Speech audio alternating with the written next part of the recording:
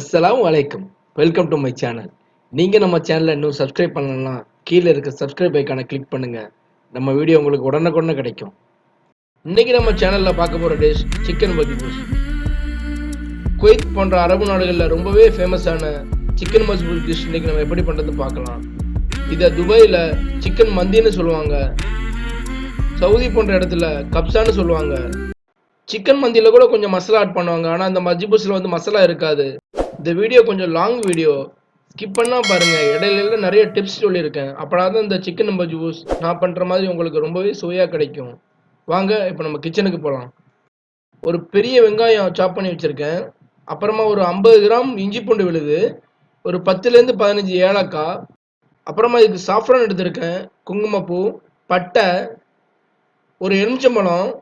இந்த டிஷ்ஷுக்கு காஞ்ச எலுமிச்சம்பழம் எடுப்பாங்க, நம்மள்ட்ட இல்லை. ஸோ அதனால் நம்ம ஃப்ரெஷ் லெமன் எடுத்திருக்கோம். அப்புறமா ஒரு 5 கிராம்பு.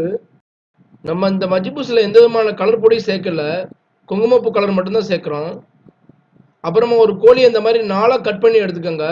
நீங்கள் கடைகளில் கேட்டால் அவங்களே இந்த மாதிரி கட் பண்ணி கொடுப்பாங்க. உங்களுக்கு தேவைன்னா கோழியை 2ஆக கூட கட் பண்ணிக்கோங்க. நான் இதில் 4ஆக கட் பண்ணியிருக்கேன். இந்த டிஷ்ஷுக்கு இந்த மாதிரி ஒரு பெரிய பிரியாணி செட் எடுத்துக்கோங்க. இதில் நான் தேவையான அளவு எண்ணெய் விடுறேன். உங்களுக்கு தேவைன்னா நெய் கூட விட்டுக்கோங்க, ரொம்பவே மணமாக சுவையாக இருக்கும்.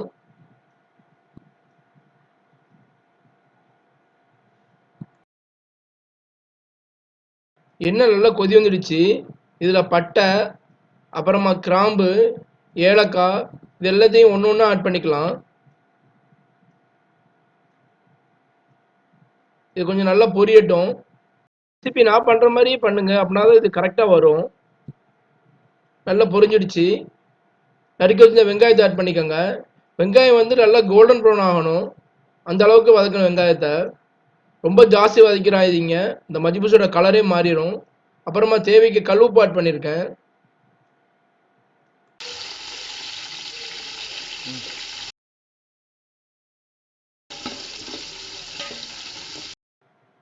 வெங்காயம் இப்போ ஓரளவுக்கு நல்லா வதங்கிடுச்சு பாருங்கள். இந்த ஸ்டேஜில் நீங்கள் நிறுத்திடுங்க. அப்புறமா நம்ம இஞ்சி பூண்டு விழுது ஆட் பண்ணிக்கலாம்.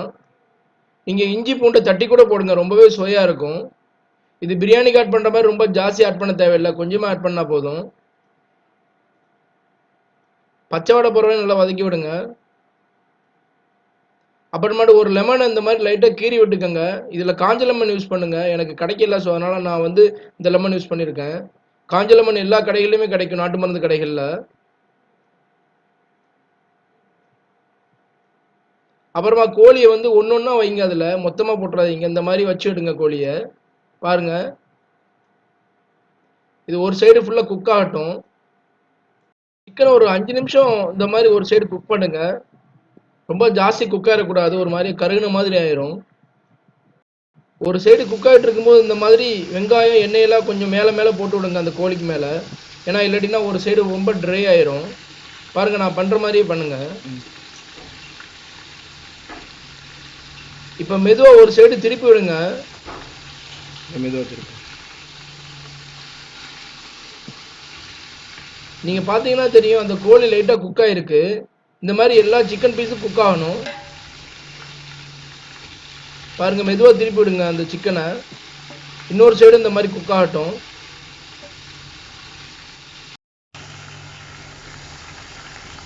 சிக்கன் ரொம்ப கோல்டன் ப்ரௌன் ஆகணும்னு தேவையில்லை, லைட்டாக ஒரு சைடு குக் ஆனால் போதும். ஏன்னா நம்மளுக்கு அந்த சிக்கனோட எசன்ஸ் ஃபுல்லுமே அந்த கிரேவியில் இறங்கணும், அதுக்கு தான் நம்ம அந்த மாதிரி பண்ணுறோம். பாருங்கள், இந்த மாதிரி எல்லா பீஸுமே திருப்பி விட்டாச்சு. இன்னொரு சைடும் ஒரு 2லேருந்து ஒரு 5 நிமிஷம் குக் ஆகட்டும்.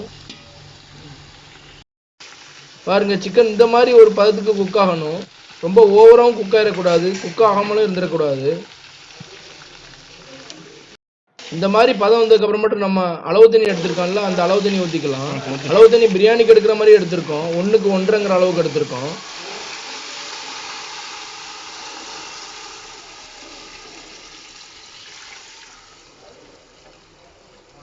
அளவு தண்ணி ஆட் பண்ணதுக்கப்புறமாட்டு இதில் நம்ம குங்குமப்பூ ஆட் பண்ணுறோம். இது ஆட் பண்ணுறதுனால நம்ம மஜ்பூஸுக்கு ரொம்பவே அருமையான ஒரு ஃப்ளேவர் கிடைக்கும். இதில் நம்ம எந்த விதமான ஆர்டிஃபிஷியல் கலரும் ஆட் பண்ணலை, நேச்சுரல் கலரான குங்குமப்பூ மட்டும்தான் இதில் ஆட் பண்ணுறோம். குங்குமப்பூ சேர்த்ததுக்கு அப்புறமாட்டு இது 10லேருந்து 15 நிமிஷம் ஆகும் கொதி வரத்துக்கு. நல்லா கொதி வரட்டும். நம்ம சிக்கன் மேல தடவுறதுக்கு தேவையான மசாலா ரெடி பண்ணலாம். அதுக்கு கொஞ்சமா குங்குமப்பூ எடுத்திருக்கேன் ஒரு பவுல்ல.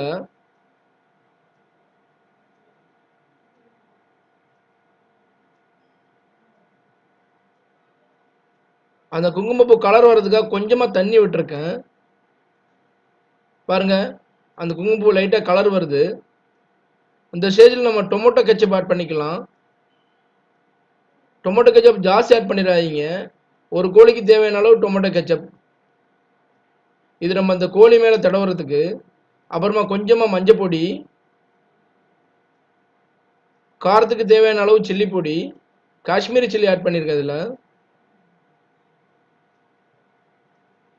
அப்புறமா தேவையான அளவு உப்பு. இது எல்லாம் சேர்த்ததுக்கு அப்புறமா இந்த மாதிரி நல்லா மிக்ஸ் பண்ணி விட்டுக்கோங்க. இதை மிக்ஸ் பண்ணி நம்ம ஓரமா வச்சுக்கலாம். சிக்கன் பாயில் ஆயிடுச்சான்னு பார்ப்போம். நல்லா கொதி வந்துடுச்சு. சிக்கன் கூட ஃபுல்லா பாயில் ஆயிடுச்சு. இந்த ஸ்டேஜில் நம்ம சிக்கனை மட்டும் தனியாக எடுத்துடலாம். நம்ம சிக்கன் அந்த மாதிரி ஒரு கரண்டி வச்சு தனியாக எடுத்துக்கிறோம் சிக்கனை. ஏன்னா நம்மளுக்கு சிக்கன் மட்டும் தான் தேவை. அந்த சிக்கன் மேலே தான் இப்போ ரெடி பண்ண மசாலாவை தேய்ச்சி லைட்டாக ஃப்ரை பண்ணி எடுக்க போகிறோம். இது பிரியாணி மாதிரி இல்லாமல் ரொம்ப வித்தியாசமாக இருக்கும். பாருங்க, சிக்கன் இப்படி எடுத்ததுக்கு அப்புறமாட்டி சிக்கன் ரொம்ப சூடாக இருக்கும். இதை நம்ம ஒரு 15 நிமிஷம் நம்ம ஆற வச்சுக்கலாம். ஏன்னா ரொம்பவே சூடாக இருக்கும். அப்புறமாட்டு நம்ம அந்த கொதி வந்திருக்க தண்ணியில நம்ம களைஞ்சி வச்சிருக்க அரிசி ஆட் பண்றோம். அரிசி ஒரு 20 நிமிஷம் முன்னாடி நீங்க தண்ணி வச்சு ஊற வச்சுக்கோங்க. பிரியாணிக்கு ரெடி பண்ற மாதிரியே இது ரெடி பண்றோம். ஆனா இதுல பிரியாணிக்கு உண்டான எந்த மசாலாவுமே ஆட் பண்ணல. பாருங்க, அரிசி எல்லாமே ஆட் பண்ணியாச்சு. இது நல்லா கொதி வரட்டும். டைம்ல உப்பு செக் பண்ணிக்கோங்க. பாருங்க, தண்ணி நல்லா வத்துது. இந்த ஸ்டேஜில் நல்லா ஒரு கிளறி விட்டுக்கோங்க. அப்புறமா நம்ம ரெடி பண்ணியிருக்க மசாலாவை கோழியில சேர்த்துக்கலாம். பாருங்க, கோழி நல்லா கூல் ஆயிடுச்சு. மசாலாவை கோழியில் எல்லா இடம் படுற மாதிரி நல்லா தேய்ச்சி விட்டுக்கோங்க. இதை தேய்ச்சி நான் ஒரு ஃப்ரை பேனில் எண்ணெய் விட்டு பொரிச்சு எடுக்க போகிறேன். உங்கள் வீட்டில் கிரில் ஓவன் இருந்தால் ஒரு கிரில் ஓவனில் ஒரு 10லேருந்து 15 நிமிஷம் வச்சு எடுங்க. பாருங்கள், இந்த மாதிரி தேய்ச்சாச்சு. இதை ஒரு ஃப்ரை பேன் வச்சு பொரிச்சு எடுத்துக்கலாம். உங்கள் வீட்டில் கிரில் இருந்தால் கிரில் யூஸ் பண்ணிக்கோங்க. இப்போ இது முக்கால்வாசி குக் ஆகிடுச்சு.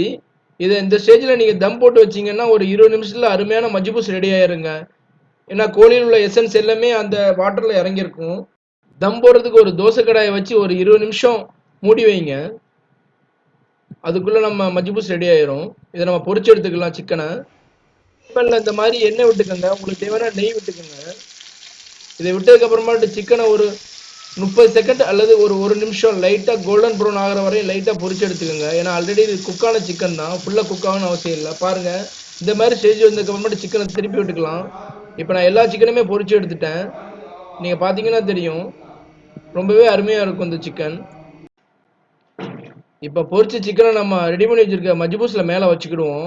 இதில் நம்ம ஸ்மோக்கி ஃப்ளேவர் வரணுங்கிறதுக்காக நம்ம ஒரு சின்ன கப்பில் கங்கு ரெடி பண்ணி வச்சுருக்கோம். அந்த கங்கை சட்டியில் சென்டரில் வச்சுக்கோங்க. பாருங்க, இந்த மாதிரி ஒரு ஸ்டீல் பாத்திரம் வச்சுக்கோங்க. இந்த கங்கில் லைட்டாக 2 அல்லது 3 சொட்டு எண்ணெய் விட்டுக்கோங்க. அப்படின்னா தான் அந்த ஸ்மோக் வரும். அந்த ஸ்மோக்கி ஃப்ளேவர் வரதுனால நம்ம சிக்கன் எல்லாமே அந்த ஒரு அருமையான கபாப் ஸ்மெல் வரும். பண்ணுறதுக்கு நான் பண்ணுற மாதிரி கரெக்டாக பண்ணுங்க. பாருங்க, இந்த மாதிரி எண்ணெய் விட்டதுக்கு அப்புறமா நல்லா புகை வர ஆரம்பிச்சிடுச்சு. இதை நம்ம ஒரு மூடி போட்டு 5லேருந்து 10 நிமிஷம் மூடி வச்சுக்கலாம். இப்போ நல்லா குக் ஆகிடுச்சுங்க நம்ம சிக்கன். அப்புறமா அந்த ரைஸ் எல்லாமேட்டு அந்த ஃப்ளேவர் கூட நல்லாவே இறங்கிடுச்சு சிக்கனில். அதுக்கப்புறமா வெங்காயத்தையும் முந்திரி பருப்பையும் வதக்கி நான் இதுக்கு மேலே போட போகிறேன்.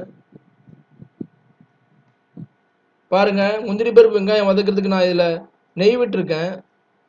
முந்திரி பருப்பு கோல்டன் ப்ரௌன் ஆகணும், அந்த அளவுக்கு வதக்கிக்கோங்க. நீங்கள் டோஸ்ட் பண்ணும்போது ரொம்ப ஜாஸ்தி இது பண்ணிடாதீங்க, முந்திரி பருப்பு கருகிரும். தீயை எப்பவுமே லைட்டாக குறைச்சி வச்சுக்கோங்க. முந்திரி பருப்பு நல்லாவே டோஸ்ட் ஆகிடுச்சு. அப்புறமா நம்ம வெங்காயத்தை நல்லா வதக்கி எடுத்துக்கலாம்.